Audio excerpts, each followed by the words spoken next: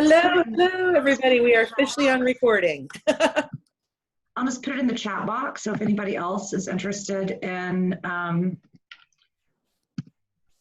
looking at it.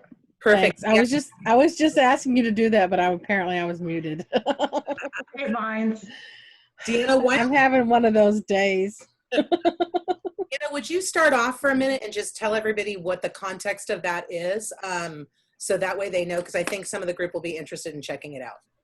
Sure. So Rachel was just hosting a coffee chat for the ECCOP earlier this morning. And one of the things that she was asked to put into the chat box was the link to the document that is now in the chat box for this meeting.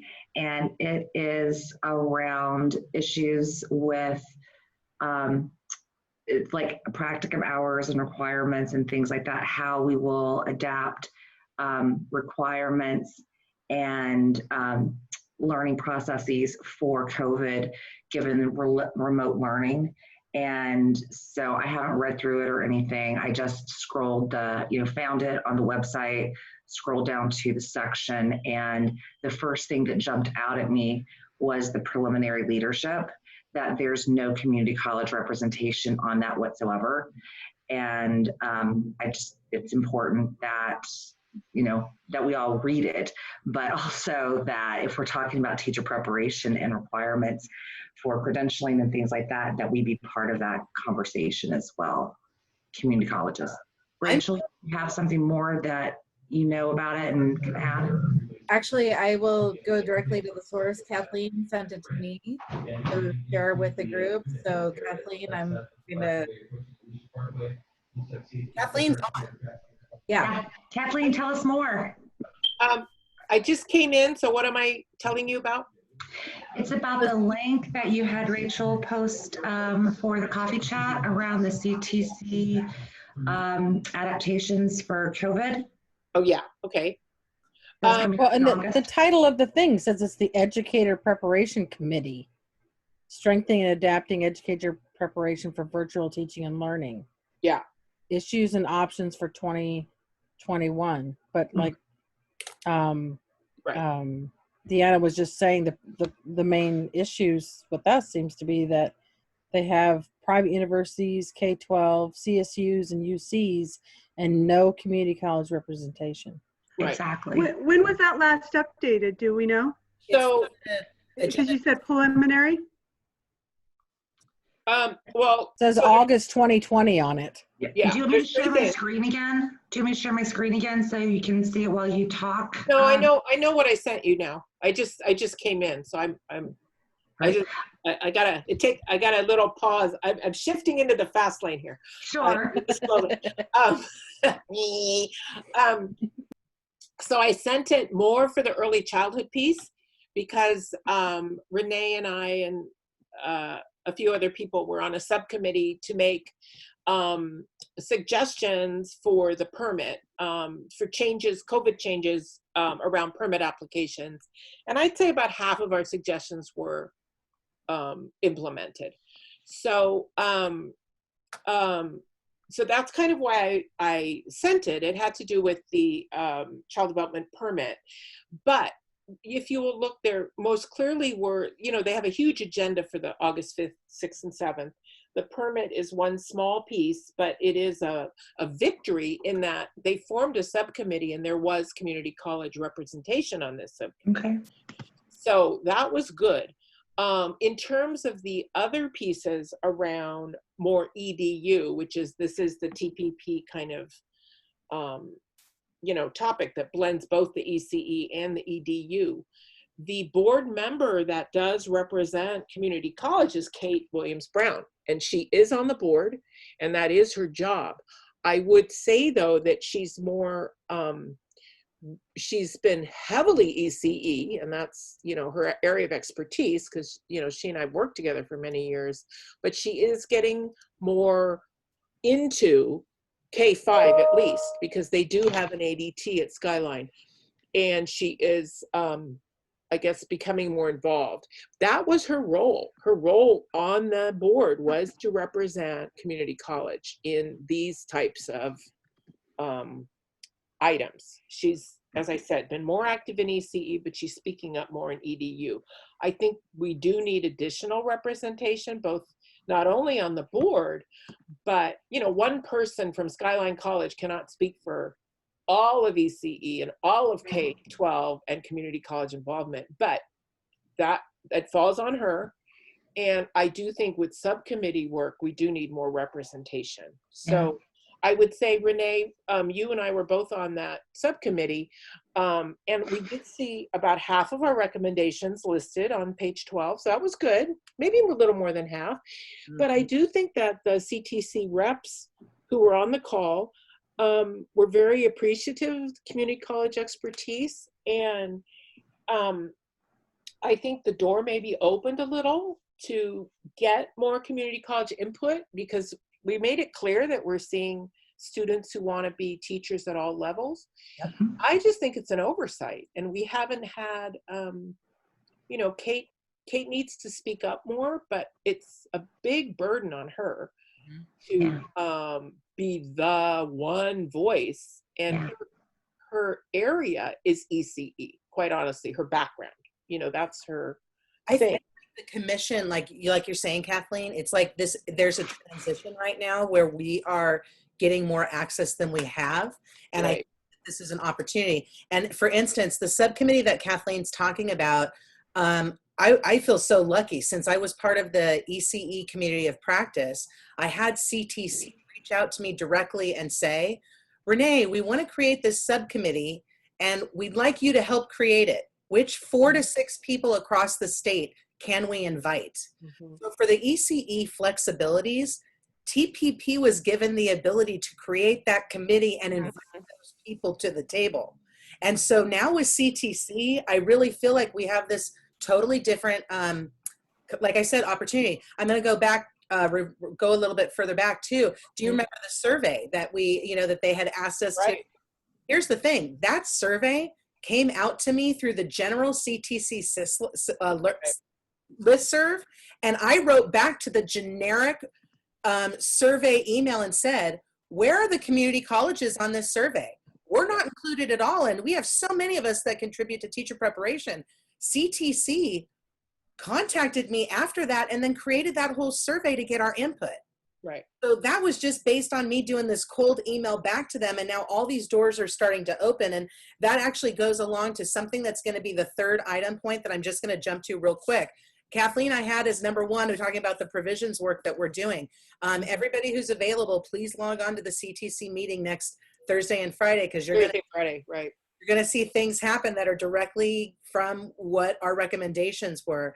But I also want to point out that CTC sent a survey to Cynthia asking about what the community college feelings are in terms of, are we meeting the needs that is CTC filling the needs that we have?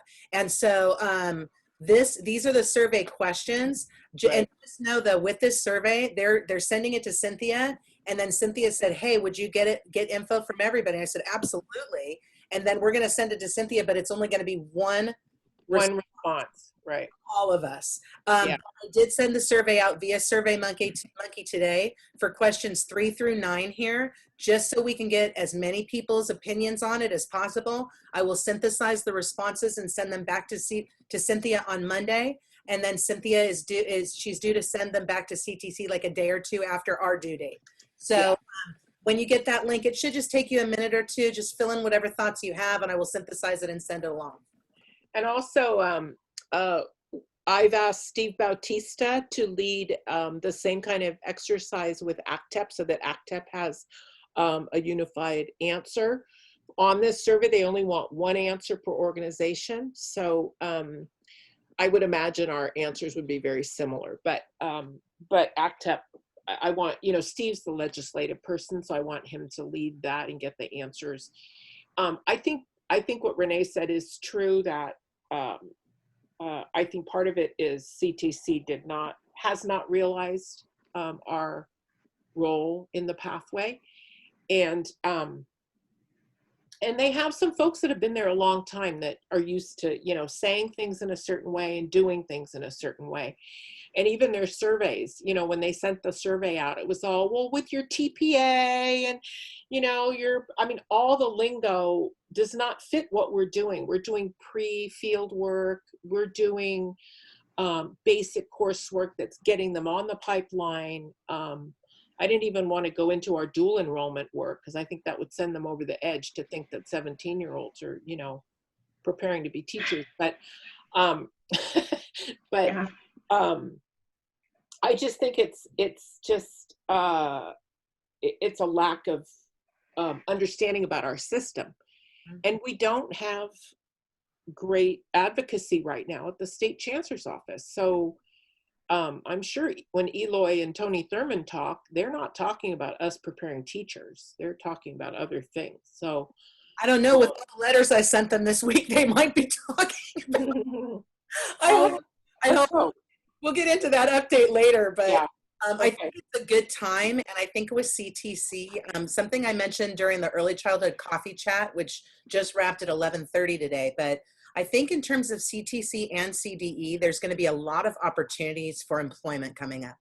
And I know that actually. I've had somebody, between us, I've had somebody from CTC reach out, and I know of some things that are coming up that may be of interest to some people in our group. The one thing though, just to point out, we would have to be targeting leadership within TPP that right now has like adjunct positions. You know how a lot of people have to piece together positions. I know everybody on this call gets it.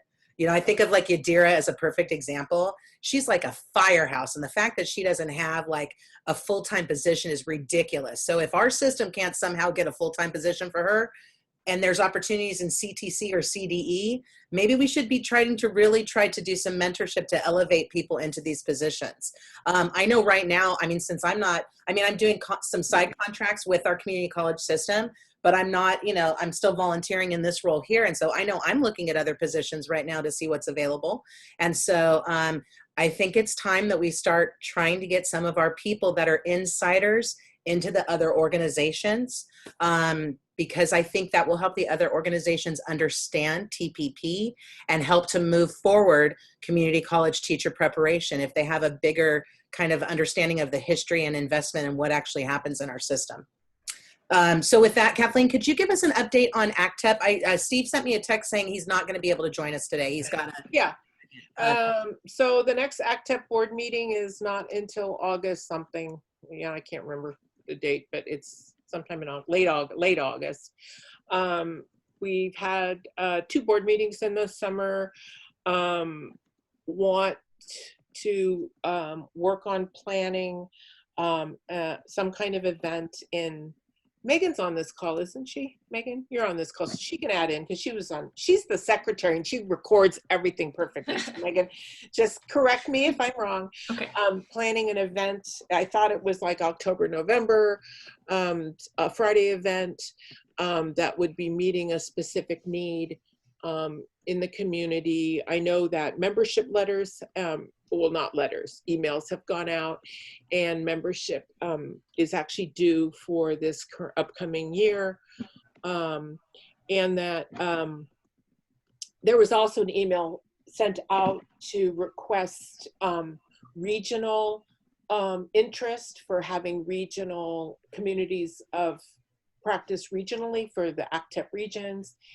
And let's see. And then Steve is working on some legislative issues. By the way, he just defended his doctorate and is now Dr. Bautista. So last week, last week or this week, it was very recently, I texted him and he said he went like this. So he's Dr. Bautista. So I'm very proud of him anyway. He's worked hard for that. And so, yeah, moving along. And Megan, do you have anything to add? I would just add to that to say that we are planning an ACTEP convening for the fall. So membership, once it's renewed, is going to lead to a discounted rate to attend the convening. Right. So we have a work group really making a great opportunity for us all to join each other, in addition to that other meeting that'll be on Friday coming up soon. Great. And once you guys have dates, would you get them to us so we could put them on Absolutely. Yes. The thing is, I want to make sure, I mean, you're lead of the EDE or the EDU COP, so I know you'll make sure we don't conflict there, but I want to make sure that the ECE COP and coffee. Yes. Too.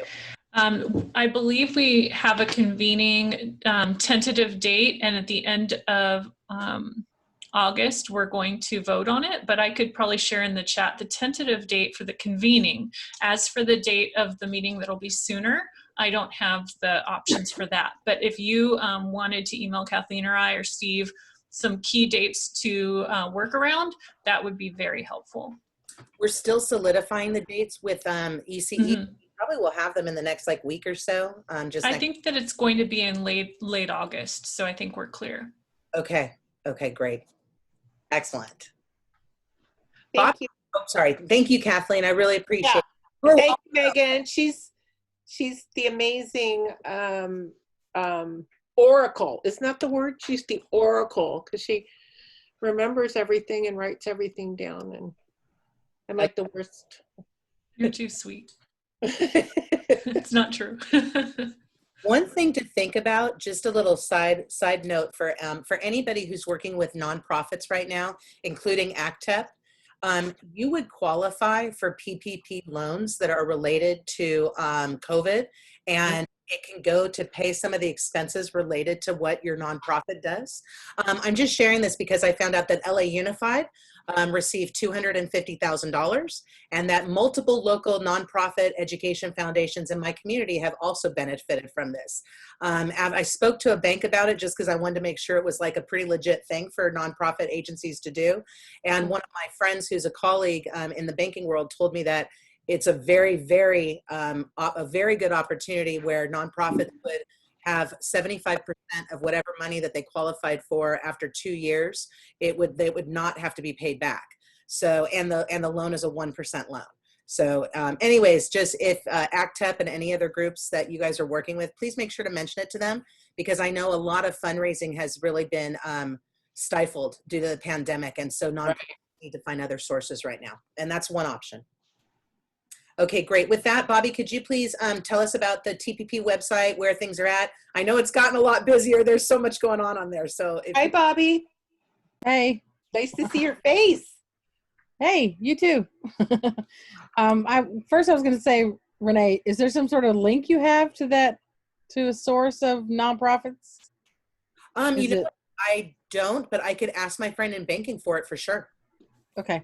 Absolutely. Well, do you want me to share the screen, or do you want me to? Sorry. Do you want me to share my screen and show you the website, or what do you want me to do? I'm stopping share, or I did stop share. Okay. Okay.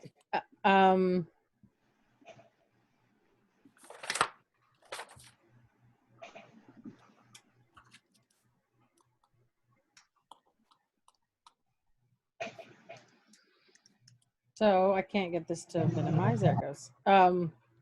Well, this is the website. I just made a scrolling thing up there. I was going to say, any of you guys, if any of these aren't still relevant, I can take them down. But that's the scrolling pictures that are up right now. This one is a little blurry, but that was the best quality I had. So it looks good. Most of the things that I've been updating lately are on the events and calendars, drop down. It's the ECE and EDU communities of practice page, and then the corresponding, I put the same things on the events calendar. But so the ones that are upcoming, I realize this is not upcoming anymore because it just happened. But I go ahead and put those on there too. So it's the first thing that's there, but then of course all the other ones are still there, all the videos. And any of them that have materials that go along with them, like this one is the chat. And so then right below that is the EDU community of practice. So there's the save the date. Then this also one is upcoming too, so it has the information for that one. So these are the ones I've been doing lately. The stuff that I've been updating is on this page. The events calendar, I know it's not really that great of a calendar, but it's what they have available. I'm going to try to find another add-in that I could use that gives a better calendar, because I've noticed that even though this lists here, like this is July, when you click on the independent things, it's, at least on my version, it chops off part of the title. It's not a very clean opening. Does that make sense? Mm-hmm. But it is readable. I just can't figure out why it's doing that. Bobby, I can tell you, we were, some of us were on a call yesterday with another agency, and the agency was talking about making sure our calendars don't conflict. So some of us from TPP logged onto their calendar, and they had like 5 months without not one thing happening. And all of us were like, why do you even have this calendar if there's nothing on it? So I think something that's so exciting to me right now is to see our calendar has come alive, and just all the things that are happening. And I don't know if at any point we can see, or if it's possible to access analytics on the website, if we've seen more people going to it. But yeah, you and I talked about that the other day. So I added an analytics, but I only just added it. So, it's not showing you the last 30 days, even though it says 30 days, because you can see I just added on the 27th. Okay, well, we'll be able to chart it moving forward as we have different things happen and post there to see if there's an uptick. Right. So I did add an analytics app to the thing, because it doesn't do it automatically. You have to do it yourself. So if I go to the dashboard, it has the shortened version here, and then I can go to the other page if I want to.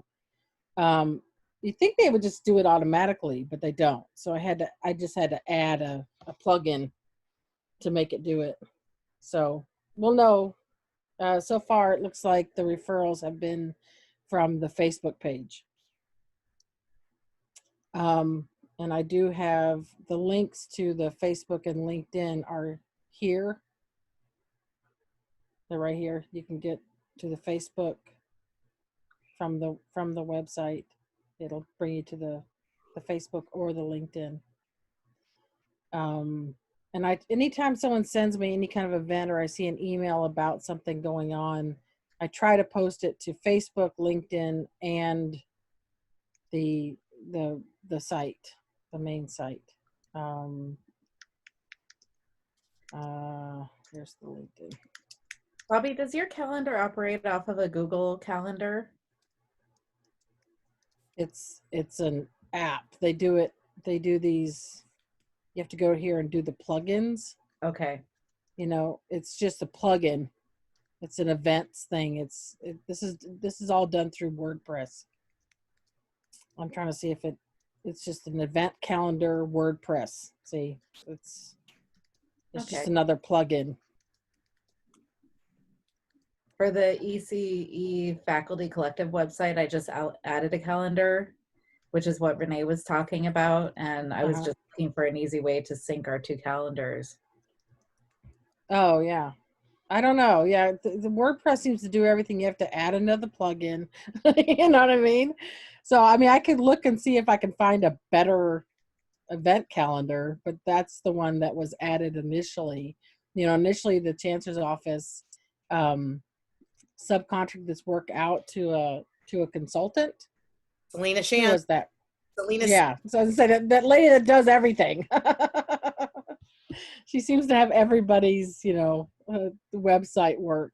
She was in charge of Makerspace stuff, you guys, back in the Makerspace days. So. Yeah, she was in charge of all the CACT stuff. She somehow got in good with someone at the Chancellor's office, and she got everybody's work. So then here's the LinkedIn. Like I said, if you click on that link, I have a pending post. This is just somebody that likes she has a native Spanish content developer. So she periodically, posts things. So we just approve her because it's nothing offensive or anything. So, but yeah, we currently have 62 members on the LinkedIn page, and we have, I think, 50 something, 48 members on the Facebook page. And you can see who the admins are, Yadira, myself, Renee, and Shannon. If somebody else wants to be an admin or a moderator on the either the LinkedIn or Facebook, I'd be happy to add you. If you feel like you're going to want to post a bunch of stuff or approve people's posts or approve members, I don't care. I can add more people if you want. Always looking for volunteers. Always. This is awesome, Bobby. Thank you so much. I mean, it's just great. I remember when we used to dream about having a website. So the fact that we have one and it's usable and people are using it is all that I've ever hoped for. So I'm just so excited we're at where we are. Thank you for all your work with that, Bobby. Yeah, thank I you, can't Bobby. think of anything else that we've done differently on here recently. I did. Yeah, nothing springs to mind. Is Yadira has been teaching this summer, and she has had her students go and access some of the videos from the Los Angeles region series of workshops that happened in May.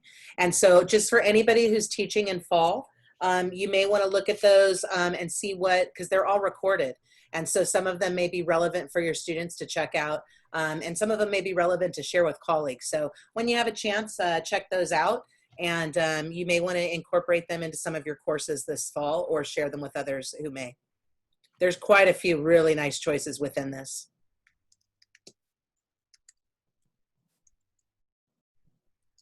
Yeah, I don't know why it didn't go to that page. I was trying to make it go to that. It's got its own page. Oh, the speaker videos. Yeah. I just did it accordion style like I did the COPs. So the first one is opened, and it's done alphabetically by session title. So the first one is Renee's Behavior Management and Positive Discipline, and then it's all these other ones. But you just click on the thing and it opens up that one, whichever one you're interested in watching. It'd be a good resource to share with students. I know we had hoped that eventually the website would be more for students versus practitioners, that it wouldn't just be for us. And so this is a great way to open it up to our students. Right. And periodically I do try to put a link to these, the different pages or the website itself on both the Facebook and the LinkedIn pages, just to remind people that these resources are there. Mm-hmm. Could you possibly put that direct link right to those virtual videos so I can catch that really quick? Because yeah, I'll put it in the chat. Okay, thanks. Absolutely, that's awesome. Thank you. Mm-hmm. I think Kim, you might be up next.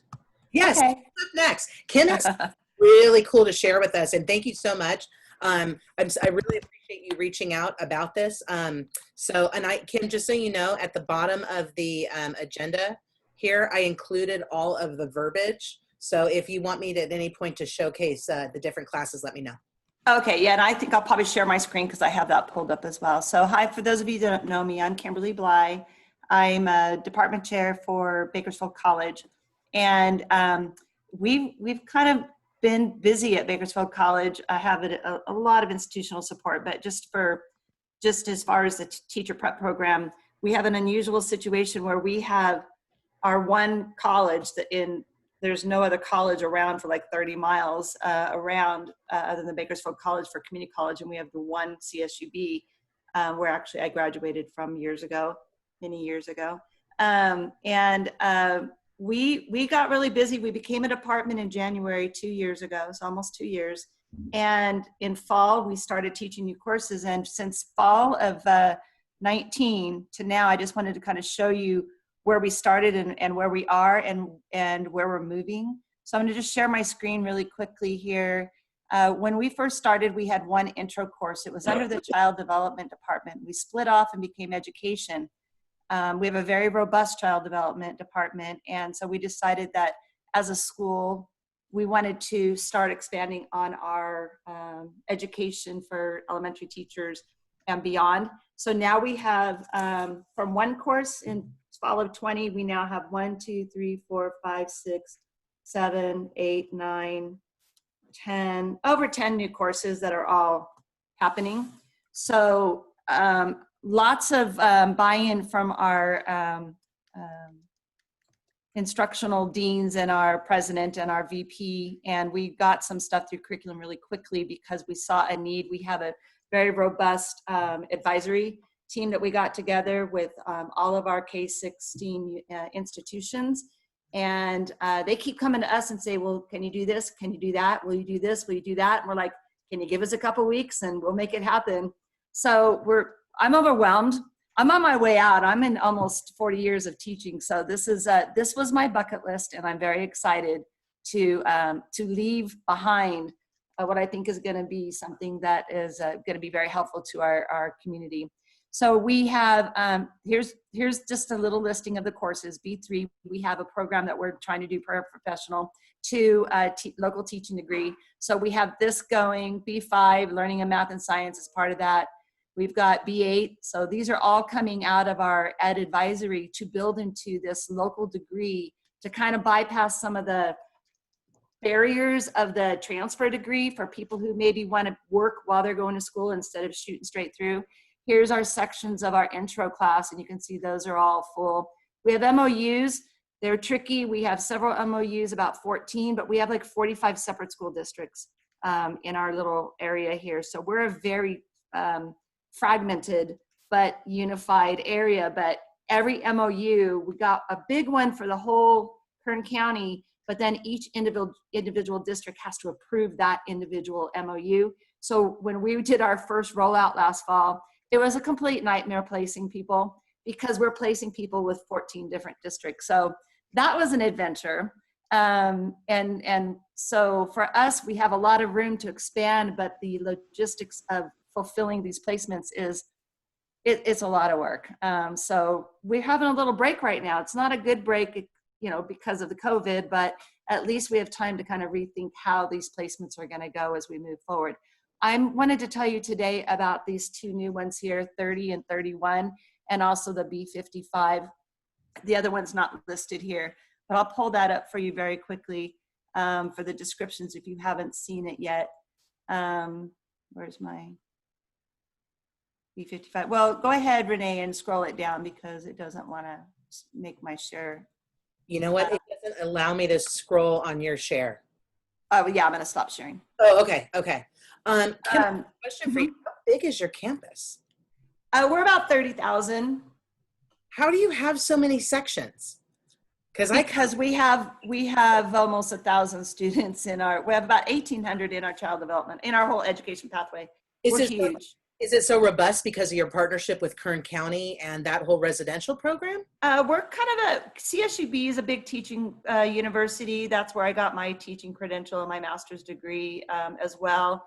That's kind of where, everybody kind of conglomerates at CSUB, and we're the feeder.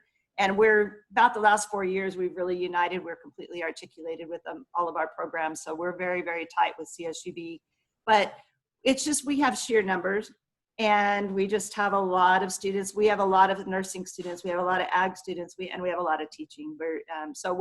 But we've had this, but there's never been a program to support them because they were kind of the stepsister, of child development, because child development was just had everything, their act all together. So we worked really hard with our child development faculty who had really good success at building programs.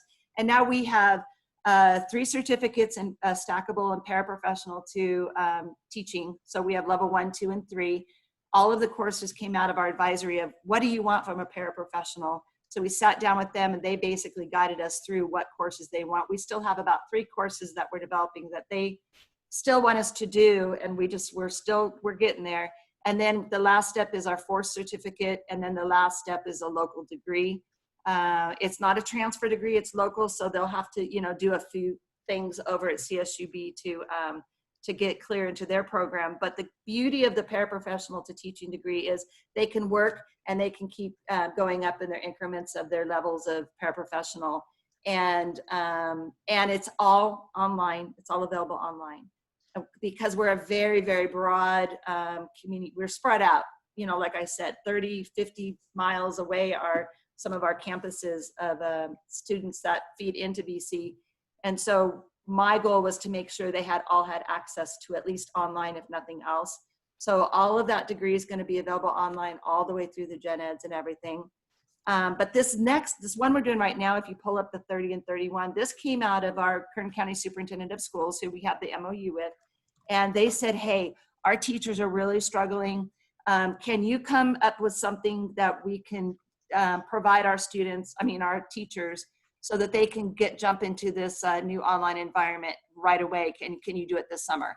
So in literally a 3-week turnaround, we developed the first 2 of our stackable certificate for online learning. We're working, my dean happens to be also education dean, but also academic technology. So it's the beauty of the blending of those resources. And we have 3 sections that were 4 weeks long this summer, and the 3 sections of 35 filled up in less than 3 weeks and had wait list. And these are the Kern County Superintendent of Schools, which, like I said, is about 45 school districts. Just got the word out, and they're saying, okay, we want more in fall. Can we have some more? How many more can you give us? And so we're anticipating just kind of a flood of these sections. Right now, I only have 3 set up for the fall, 1 16 and 2 8, but I'm going to have to add some more. They are online flexible.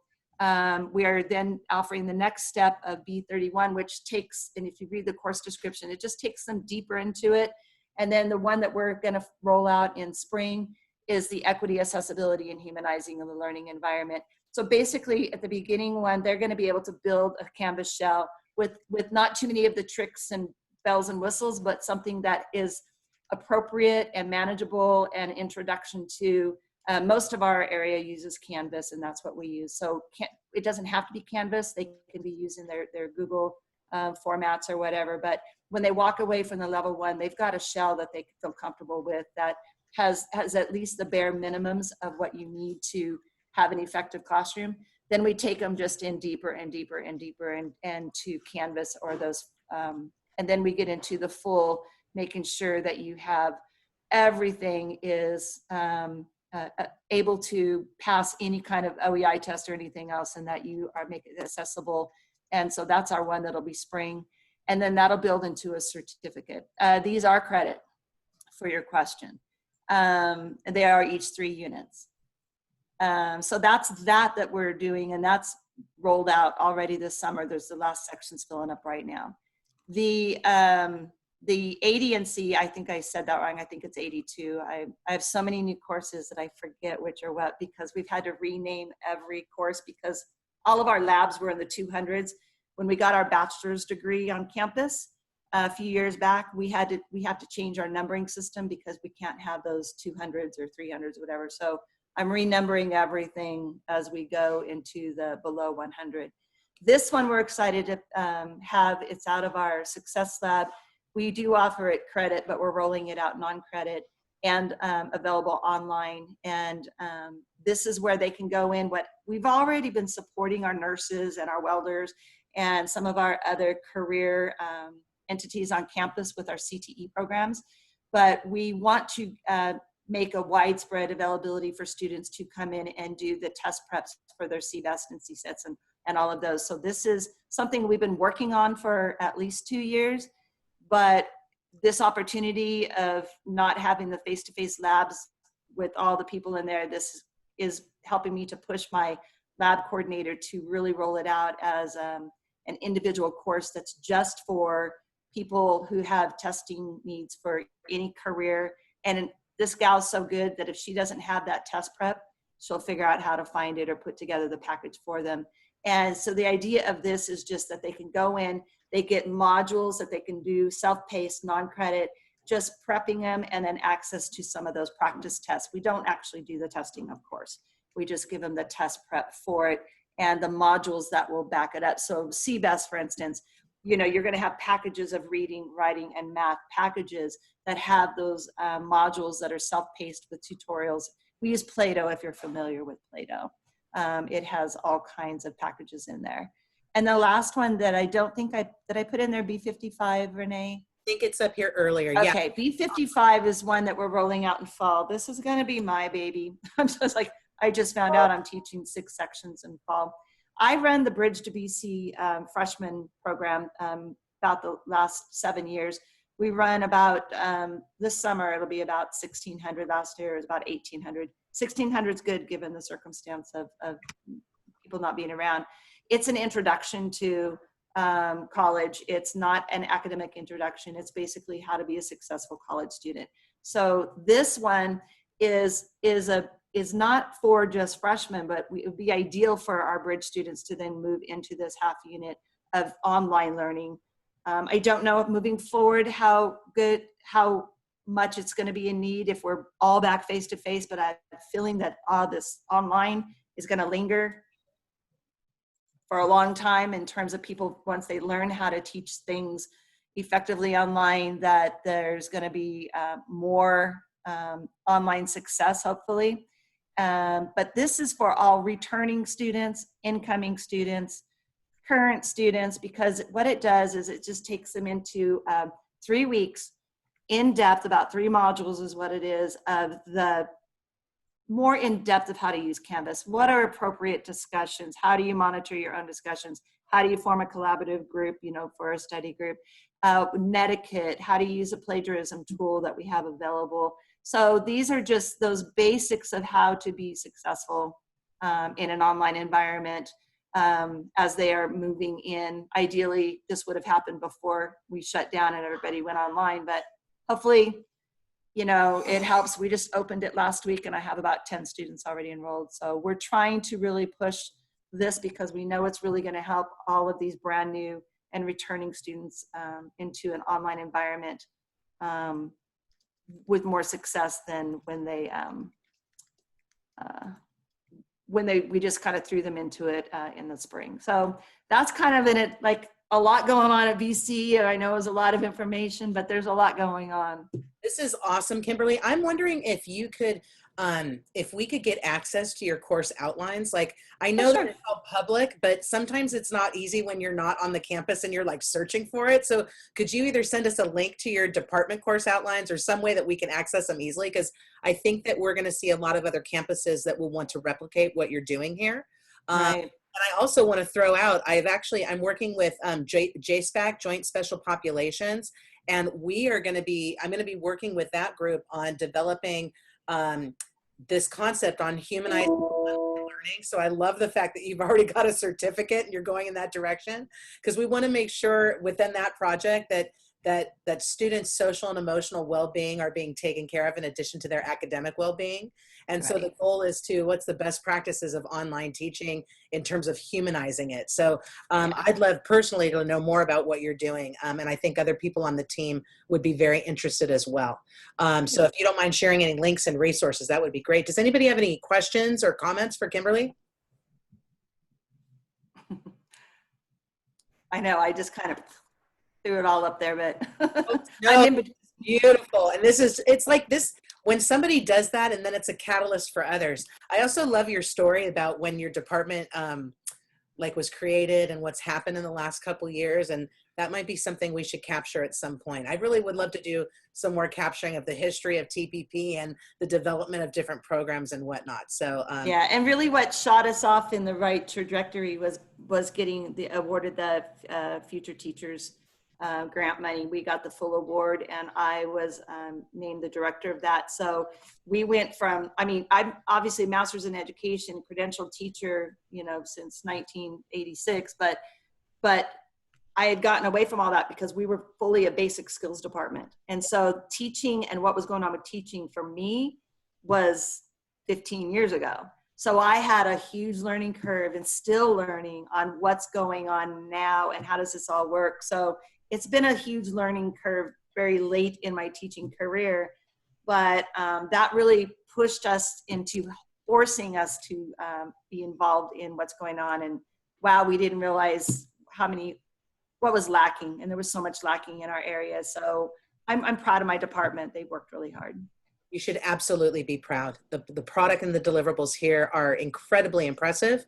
And most importantly, we're always looking at how can other people adopt and adapt it for their campus. And you're laying out just some gold here. This is gold. And so the more we can share this, the better. So thank you. Absolutely. Okay. I have a question.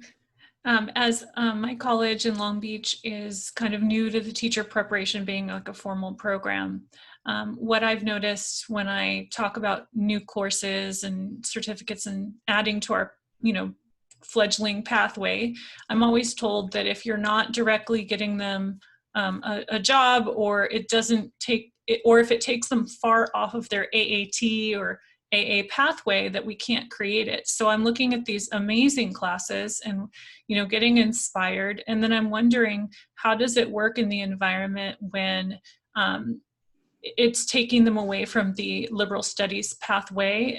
Are you working with a specific other degree pathway in that case, or how does it work? Most of these do not lead away from the pathway. What we have is 2 branches. We have our ADT, which is the same as everybody else's. It's very strict, almost impossible for them to finish because half of the classes are not half, 3 or 4 are not available to them and they can't complete. But we have, within our population, we have a lot of people that cannot just go straight through the ADT program and complete.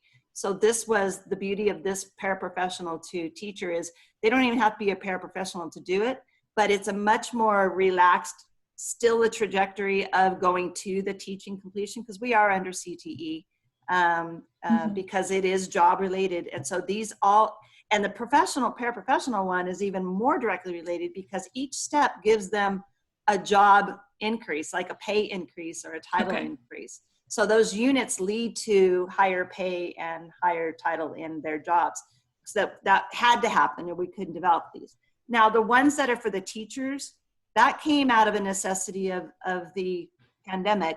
There was a need and we fulfilled the need, and they ignored the fact, and this isn't a pathway for students, this is a pathway for teachers, for teacher training. So this has nothing to do with our pathway. Everything in our pathway will lead to job, either increase or job placement, every single course, or we wouldn't be able to get it passed. Okay, so the local teachers in your local district can come on in and get training. Does it count for a raise? I know in my area you need grad level units. No, you can actually, local districts decide what goes or not. My own community college, I had to take a Spanish immersion class back when I was still teaching in the K-6, and that 60 hours went towards my pay. So it doesn't have to be grad. It can be whatever that district decides it. And this is from KCSOS, so they decided this is for their teachers. Perfect. Thank you for explaining that. Sorry, you're sure it has to be grad? Because usually it's just approved by the district. Yeah, it's just usually approved by the district. The community college, because it's more reasonable for their teachers to purchase those units. Yeah. So right. It's just really hard to make that case here. In your area, they only allow grad units on the teacher pay scale? For the increase at a certain point, you need masters, a certain amount of masters or above level units. So it's a master's and XYZ, or a master's and this many grad units. Oh, see, all the scales that I deal with don't ever say units. It's just units in general, but each course or whatever you are taking, you have to get a pre-approval for in order to make the move. But usually from a community college, it's not an issue at all. That's fascinating. That might be something you may want to try to advocate to change in your community at some point, because I don't mean to sound rude, but then that downplays the type of courses and what we're offering in the community college system and in undergrads. And I'm sorry, I've been in graduate school many times. Sometimes what you get in undergrad is as good, if not better, than what is offered at the graduate level. And it's kind of like the misperception that if you go to a CSU or a UC, your faculty is going to be higher trained than if you're at a community college. And that's not always the case. You have a lot of very qualified people at the community college level. So it might just be an opportunity for discussion with the district and see what they have to say. I'm wondering too if even if at that local level where you are, Megan, they're requiring grad school, the teachers would also have to do professional development. And so the courses that Dr. Bly is talking about could be offered, could be marketed in that way as professional development units. And that's what So these ours don't are. have that kind of requirement. Okay. I'm also thinking, I'm sure that other community, I'm sure other teacher prep programs are going to get this same kind of ask, but in my community, the Boys and Girls Club, YMCA, and Sunshine will be providing the bulk of childcare within the school systems this year. And so like we have one district that the district is subsidizing 1,100 spots in childcare. So they've now sent the task out to these 3 organizations to find people to work instantly. And these are going to be people that are going to be, you know, like an after school provider, but during the school day, they'll be getting $13 an hour in my community, and they will be expected to help those children Zoom into their classes to help them with assignments. They're going to have a class of 10 to 12 children that they're in charge of. Those people who have no training, who are now going to be put in a very strange position, in addition to the thousands, if not millions of parents across the state that are in that, like that might be an opportunity that we could market to those groups, some of these type of offerings. So Kimberly, I really appreciate you sharing this, because to me, this is like just like a catalyst to thought of what the potential could be. And so this is a great model. And can we please get your course outlines and like as much information as possible, because the more we can share this, the more others can consider making their own versions in response to their community and what's needed. Awesome, awesome, awesome. Okay, great. I love to, Leah mentioned Flex. I mean, it's just a lot of thought about how it could be used. So it's wonderful. Deanna and Rachel, we actually have Deanna, Rachel, and Kim on the line. So anyone who is in the leadership from the Practicum ECE Community of Service. Oh, how funny, community of practice. Would you please share with us what's going on? So we've continued to be very busy throughout the summer. We have done phase 1 of advocacy, where people have sent out the letters that the ECE COP group created to their regional stakeholders, decision makers. And we have just started sending them out at the state level. The first one, the biggest response one, I suppose, is in support of the mentor program, with, I believe, over 400 signatures. That was sent out earlier in the week, and the second one was sent out yesterday, and the next one will be sent out tomorrow. The lab school advocacy letter is going to be held off on just for a little while till we get some of our immediate needs taken care of in a different way. And so we can really have those kinds of conversations. Rachel's continued to do coffee chats. That we were at one earlier today, and it was fabulous. It was absolutely fabulous. I went into it going, okay, Flipgrid, you know, I don't know, but now I'm very excited. I was like, oh, that's exactly what I needed. I think this could really, really work for the things that I'm thinking about. So just being part of that informal group and really just being helpful to one another. And I think the thing that I'm hearing from so many people about this grassroots movement is that people just want help, need to be connected, and be able to, talk with others who get it and brainstorm ideas and be supportive of one another. We had the best comment today after the end of the meeting. There were 2 ladies that stayed on with Renee and I. And this one woman in particular, she was just like, you spend so much time in this field, and you get to a point where you are just, because you've had so many issues, you just get to a point where you're just grumpy and things do not look like they should be looking anymore. And you just don't have the energy to deal with it. And she was talking about how this has reinvigorated her and how excited she is to be able to move forward in the potential and possibility of what practicum class is going to look like. And she's looking at it now from a perspective of, look at all that I'm going to be able to do with students that I've never been able to do before.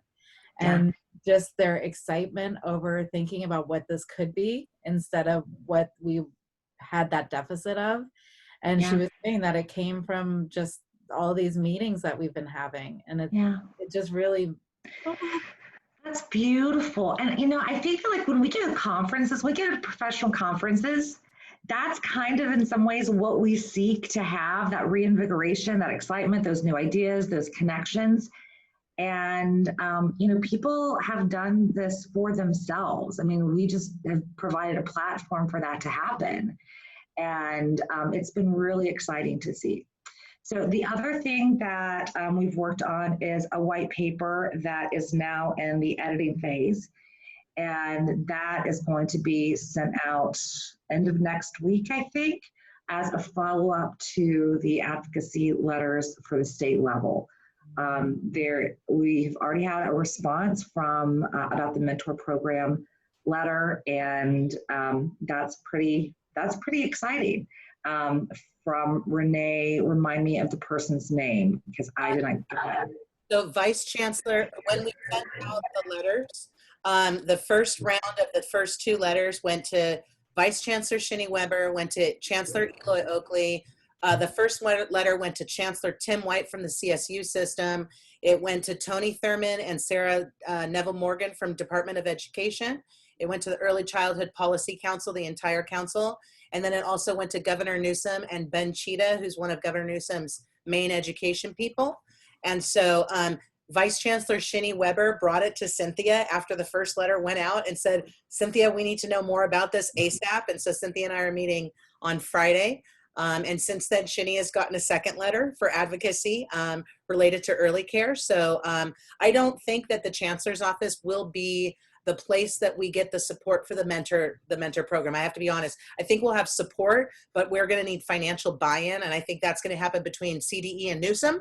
But for the second ask, where we're asking for raw footage, that we absolutely need to get the Chancellor's office on board to help us with that. And so anyways, we're trying the best that we can. I want to piggyback on what Deanna and Rachel were saying too. We also had somebody on the coffee chat today that was talking about how they took the letters that we crafted, brought them to their board. They're making a resolution. I mean, they've already talked to their academic senate, and they're using those letters to take action both at their college level and at their regional level. And that was our goal, is that not only would we be advocating at the statewide level, but we were hoping that everybody throughout the state would use these letters as catalysts within their region and within their campus community to be advocating as well. And it seems like it's working. So hopefully we'll get some of the things we're asking for. So, and you know, and in our district, we've sent out to our Board of Trustee members, to our district chancellor, to our regional consortium, to our VP and our president. And, you know, on our campus, our administration is incredibly supportive. They're just like, tell us what you need. But I found it incredibly important that one of our Board of Trustee members contacted me directly and said, has the district responded to you? What do you need? Tell me, here is my phone number. And so that was it was a very important step, that they know that here are the needs and we want to meet them. So these letters have been important in highlighting programs, all of our programs around the state, I think. Rachel, coffee chats? So we had a coffee chat today at Grid. One of our faculty colleagues has been using it in the spring semester. And so she was very kind to offer her time to give us a demonstration of how to do it, how to use it, and ideas of what we could be doing with it. And our next coffee chat that we are looking at is going to be on, what day did we decide? August? The 18th. 18th, which is a little different because we've run all of them on Wednesdays, but we didn't have a good Wednesday. We had other conflicts, and so we just wanted to get it going at the start of the semester. So that one will be on Tuesday, August 18th. And so we are looking at doing a training on Google and how to use Google as resources for your classes. I was actually just texting today with one of our faculty who is a guru of Google, and at least in my opinion, he is. And so he is going to hopefully help us with that workshop. And we will be having our next ECE-COP coming up at the end of August. On the EC Faculty Collective website, I have just built in a calendar, so we are going to start posting dates of upcoming events, not only for coffee chats and the ECE work, but anytime I get content or get workshops and things like that, we'll be hopefully partnering with Peach and getting their information, anything that comes out of Tri-CECE or any other things that I get access to, which is why, Bobby, I was asking you about your platform for your calendars. That way we can kind of coordinate that effort so we're not having to duplicate too much. But there's going to be that built out where we're going to have access to looking at a calendar when things are coming up. Awesome work. It's greatly, greatly appreciated. If you have not shared this website, please do so. Rachel has not only created this fantastic early childhood website, but she's also offered to host our EDUs materials on there as well. And we're tying everything to the TPP site. We didn't want the TPP website to get too clogged and too full. And so this is a way that we can just make it really linear, here are all the resources, and have it go back and forth. So if you have not shared that website, or if you haven't checked it out, please check it out. And if you haven't shared it, please start sharing it. And Renee has the ecfaciltycollective.weebly.com. We bought the domain, and so it's now just www.ecfaciltycollective.com, but if you put in Weebly, it will still come up to that website. Excellent. And thank you for that investment. We still need to talk about funding that. If you don't, yeah. So remind me, okay? Because we want to make sure that doesn't make it into just your pocket. Okay, great. Let's go ahead to our EDU community of practice. I'm sorry too that we are going short on time already. I'm a little surprised, but that's okay, because I just appreciate everybody coming together. So Megan, would you tell us what's going on with the EDU COP, please? Yes, and I can be swift. So you can see that this Friday we have another meeting. The goal of this meeting is really to unite and get all the brain power in one place, working on a big project that's our Canvas Commons project. So based on the other fieldwork education meetings we've had, we have found that there's a need to develop the resources for the alternative fieldwork. So the video observation list that's gone around is kind of, after Rosemary and I met, sparked an idea to just make it bigger. When I met with the work group, we decided, how can we meet these needs and make this bigger? Let's make it in Canvas, where by grade level, TK to 3, grade 4 to 5, grade 6 to 8, 9 to 12, and then a generic kind of holding spot for everything else, like fieldwork handbooks, MOU samples, and other resources, like movie lists and stuff that everyone's been sharing. We can make that in Canvas and upload it to the Commons. And then as we continue to work on it, we can upload the new edition. And that way, everyone who teaches a fieldwork course can go and download this into their Canvas shell for their fieldwork course, and they can have access to everything, and then they can customize it themselves. So in other words, I teach education classes. And so I'm excited because I am working on my shell behind the scenes, right? I just added another class. I'll be doing an overload.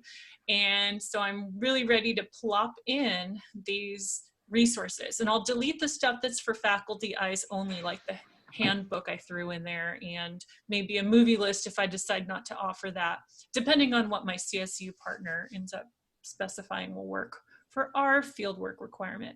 Now we're trying to put an asterisk on this because we're still waiting for those CSU updates. We want to make sure that the CID Education 200 course, which usually needs the supervision of a credentialed teacher to have those hours count, we want to make sure that that kind of need is met. So we want to identify and source these videos. So we'll kind of go through different videos and make sure that they're by a credentialed teacher, even though they might be national. We're not making it like California only. And then, you know, the movie list and links to board meetings. So an example I put up is Los Angeles Unified's meeting list, where you can watch a video of a recent board meeting, or you can watch their latest one. As just an example and a reminder that the faculty could trade that out with their board, or if they don't have them recorded in their town, they could at least say, hey, watch a big urban district and what they do.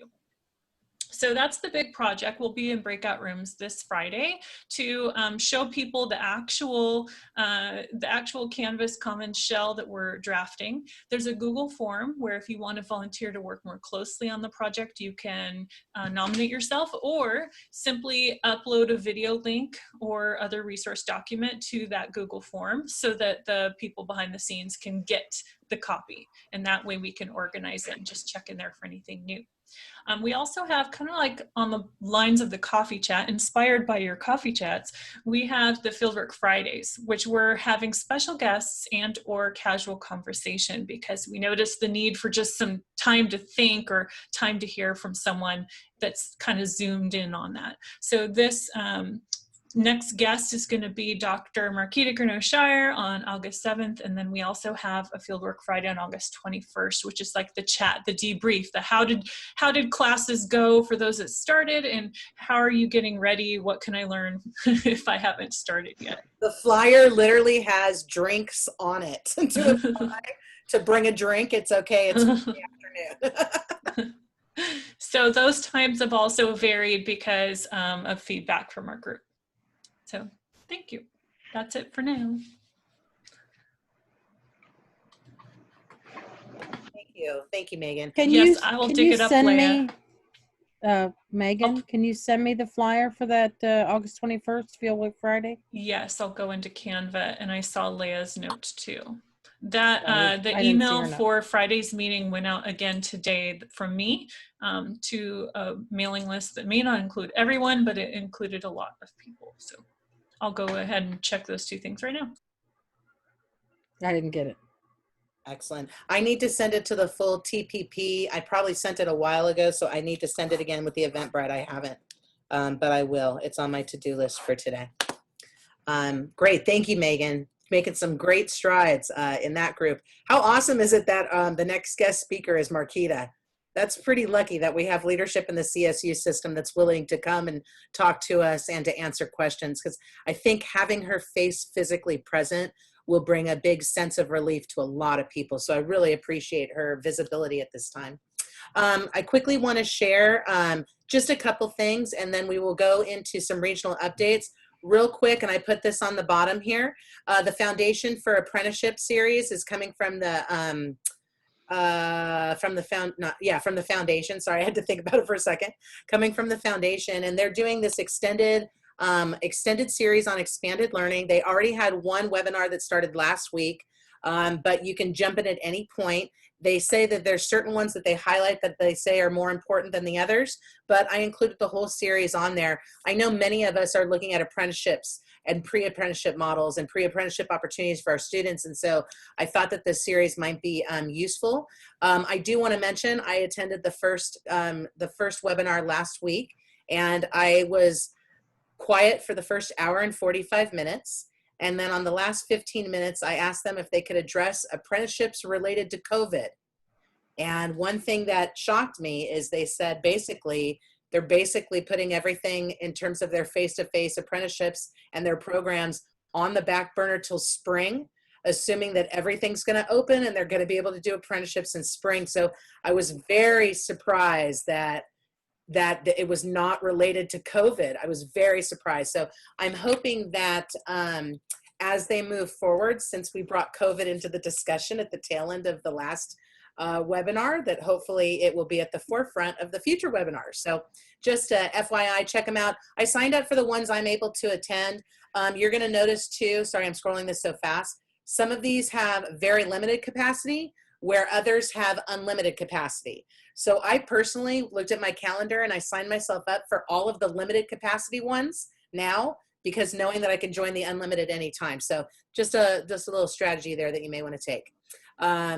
Okay, let's see what we have next. Deanna, would you share for just a minute or two about the meeting that happened recently with TPP and then other early childhood agencies?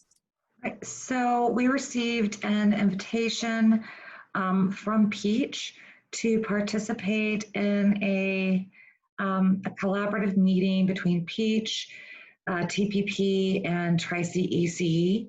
And we had that meeting earlier this week. It was interesting because it was interesting. Don't laugh, Renee, don't laugh. Because there were so many different groups.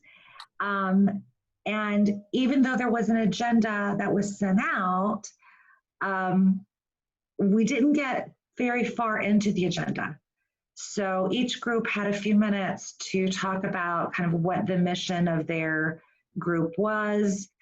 And after we did that, it was really to begin to think about how we could, as different groups, helping to support the early childhood and education fields, how we could collaborate with one another without duplicative effort, which I think is really important. No one wants to recreate the wheel. None of us want to do that. That's why we say we share, and we, like Megan's doing in the education group, with, we'll put the stuff on Commons and then we can all take it and adapt it. That kind of collaborative work. There were a couple of questions that felt a little bit attacking, and that's my word for it, which were put into context of how whatever the thing was that was being talked about came about. And I think that there is an opportunity for all of the groups that are representative of early childhood and education to work together in a collaborative, cooperative manner. It's an opportunity.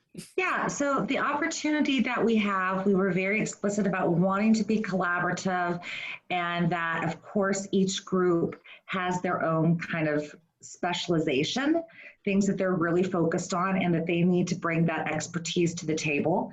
One of the initial ideas was simply to coordinate calendars so that the meetings don't overlap and people can actually attend multiple meetings from a variety of groups that they're interested in, and that provide that information that that particular group could focus on for people in a different way. So we were very clear about just wanting to work with everybody in whatever way we can. But yeah, there were some people who, some particular instances at least, where it felt like they just didn't quite know what our position was in all of the wonderful things that we've been doing, especially over the summer, and that because they don't really know about the group. And so just trying to really figure that out and figure out then how their organization fits in. I will say, and I will say this, on a recorded device, that we all look for people who are in leadership positions in organizations that we depend on for our professional development to help lead us, especially in times of crisis. And I have been somewhat disappointed in some of the things that have been put or not put out by some of the groups in our field. And so I am very, very proud of everyone who's working in the ECE COP and the EDU COP for really coming together and providing a platform for all of us to provide our expertise, our ideas, our support to one another as faculty members, and for the betterment of our students and our communities. And I'm very proud of everybody.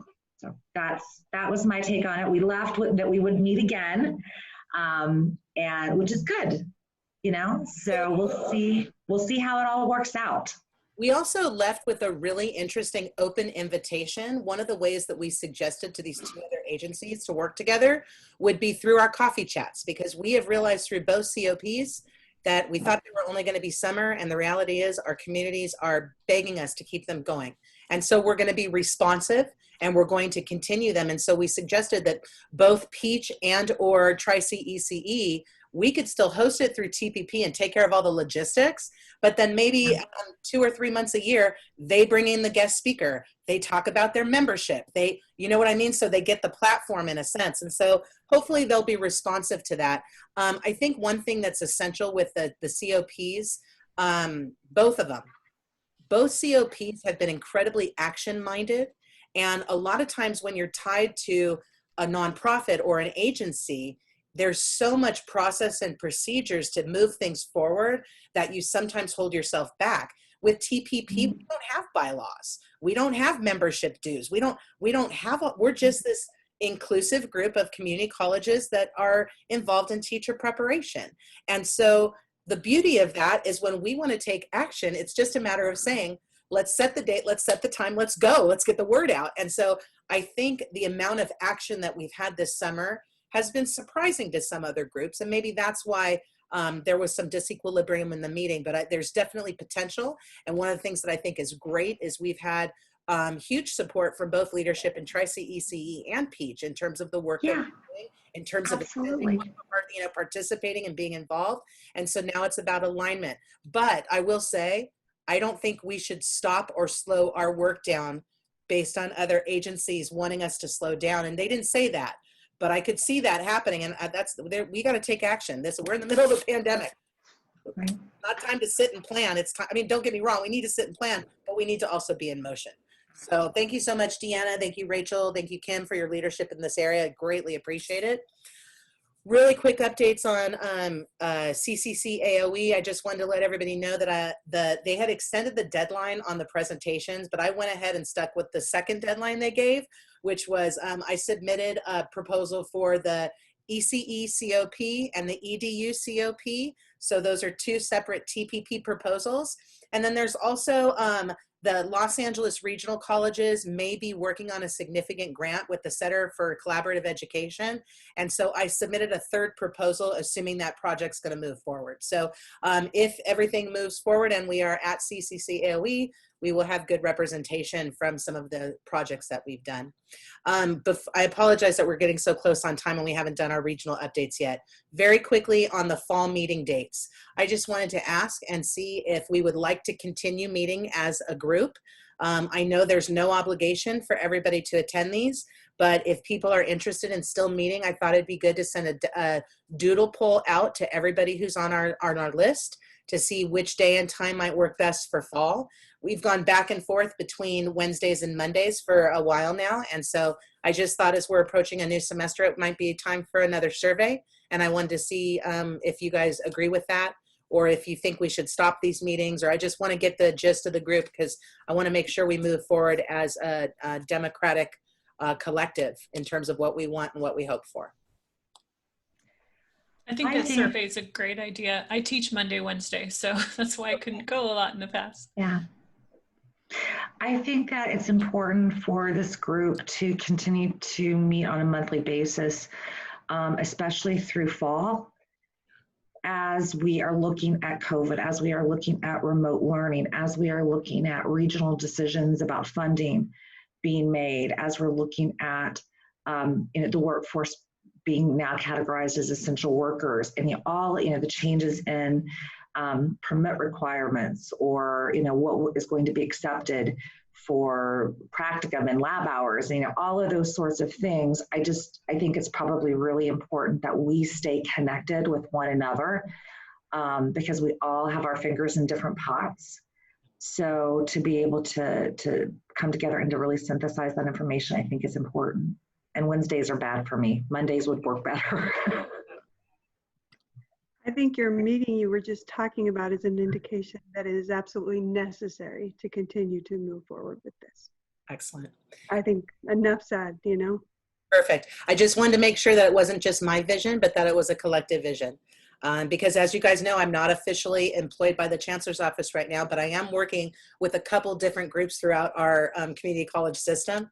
So I am still in teacher prep, just a little bit different right now. So awesome. Then we will continue to meet. So with that, I apologize that we're like 10 minutes, but let's do some regional updates for communities of practice and things that are going on. I know we have some great things happening in a couple of our regions. So who would like to start us off? No one? Deanna, excellent. Yeah, I'll talk because that's what I do. So one of the things that I was just on a meeting last week with our regional consortium, and our regional consortium has created sector committees. The goal will be to plan the budget for the 2021 year and create a strategic plan for the next 4 years, right? So and we all know that in our regional consortiums, are we really part of the sector? Are we not part of the sector? Are we priority? Are we not priority? Are we really part of it? Are we not part of it? And that's been the way it's been in our consortium by and large. It's been very kind of up and down. Well, it was decided that TPP would be part of the committee groups. It is now a sector. There is conversations about having a sector navigator for TPP, which has not been a thing in our area. So I'm sitting on the subcommittee or the committee for that group, and we're getting labor market information. We're getting faculty feedback throughout the region, and then the goal is to provide 1 to 3 recommendations that will then go to CEO leadership for the region for funding purposes. So we thought for sure that, this is going to be the end of it. Strong workforce money, people were like, no, we've got to work on other things. But now we have this opportunity to not only continue, but to really be focused as a region about how, what's going to be best for us, really thinking through like a regional project. What would be a good regional project, especially right now in terms of COVID and remote learning and all of those things that the colleges could get behind and that the consortium would support in a plan. So before I had our individual pots of money really and less of a regional effort. So I think this is an opportunity to make some really good changes that will continue to allow us to be supported in the really important work we do. Excellent. I'm super excited too, because the South Coast Central region has recently spoken with me, and we're going to be working with the Centers of Excellence to create the official report that we had both our Bay Area and our LA region report come out. So now the South Coast Central region will start working on that, and I'm so excited. Deanna, thank you so much for all your leadership and your help there. As somebody who comes from this region, I remember the beginning and the fight that we had to get teacher preparation even acknowledged. And so the fact that you're where you're at is very exciting right now. It's exactly what we were hoping for. Thank you. And then once you get that regional report, just think about what you're going to be able to do with that data. It'll be great. Awesome. Awesome. Okay. How about someone from the LA region? I see we have a couple people on from LA. Hi, Renee. This is Leah. Hey, Leah. Hi. Okay, so for the LA region, for our Teach LA collaborative, which is a strong workforce funded COP. So we had our quarter meeting last Friday, and we gave updates on the success of our May virtual workshop series. So in May, we offered 33 online workshops, and we were able to engage more than 1,000 teachers and future teachers during our regional workshop series. We also conducted a survey of the attendees, and we received responses from only a small group of people actually, but the response was really overwhelming and was very positive. So 94% of the participants really felt satisfied with the overall performance of the virtual workshop series. And 96% also noted interest in participating in the next workshop series. So which that brought us to discuss offering another one in the fall. Also in that meeting, I invited Renee to talk about the regional alignment that we want to do in the region. So in the past, we actually started a regional matrix of the courses and the degrees and certificates that we offer in the region. And since then, many of our TPP colleges already developed other certificates and degrees, and we thought it would be important for us to expand our alignment efforts. And also we discussed our strong workforce TPP application, and Bobby led that discussion because our application or the deadline is coming soon, August 7, I believe. And also in our next meeting in October, I would love to highlight a college who has done maybe a great apprenticeship model in preparation for our next project in strong workforce, should we get funded, of course. So if you guys know of any TPP college that might have a great apprenticeship model, please let me know. And that's it. Thank you so much.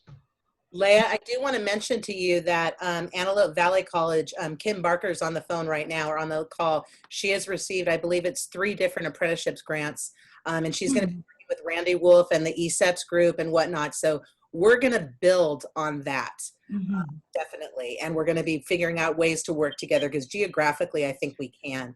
Also, for anybody who's interested, the Los Angeles region is doing a focus on pre-apprenticeship within the round that we're writing now. So if anybody is in need of documents that are already written that you might want to do some cut and paste or you might want to build off of, please feel free to let us know.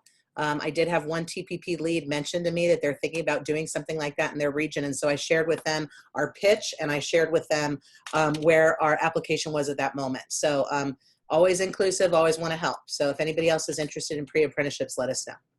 Definitely interested in that, Renee.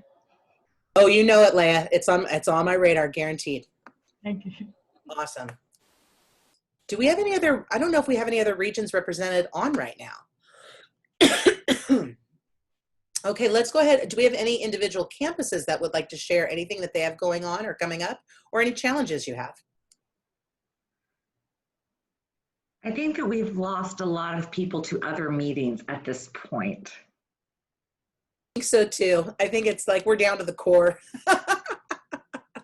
But is there anything else anybody else on the call would like to share at this point? If not, it's okay, because in 30 minutes, a subgroup is going to get together and finish that LA regional application at 2 o'clock. So yeah, all I can say is shout out to our admins at our college. They are our dean, our VP, our president. They are fantastic. Yeah. Yeah. So lucky to have them. Definitely. Yeah. We're so grateful for good people in the system right now that are helping out, because that's what it takes, for sure. Well, thank you, everybody. I did put some, it's the same old with the COVID and the updates and whatnot. And so just they're there if you want them. But if anybody needs any help or resources or even just an ear to talk, just know that I'm here and we're here as a team. And we keep moving forward, man. Even without our funding stream and everything, we just keep moving forward. So thank you, everybody, for all that you're doing and for all that you continue to do. And I will see Bobby in a few minutes, and I will see the rest of you on a COP within a day or two, I'm sure. So everybody have a wonderful, wonderful rest of the day, and I look forward to talking with you soon. Bye, everybody. Anna, Thank you, Renee. Anna, do you have a second? I do. Renee, can you stop recording and let Rachel and I just continue to talk for a minute? Of course.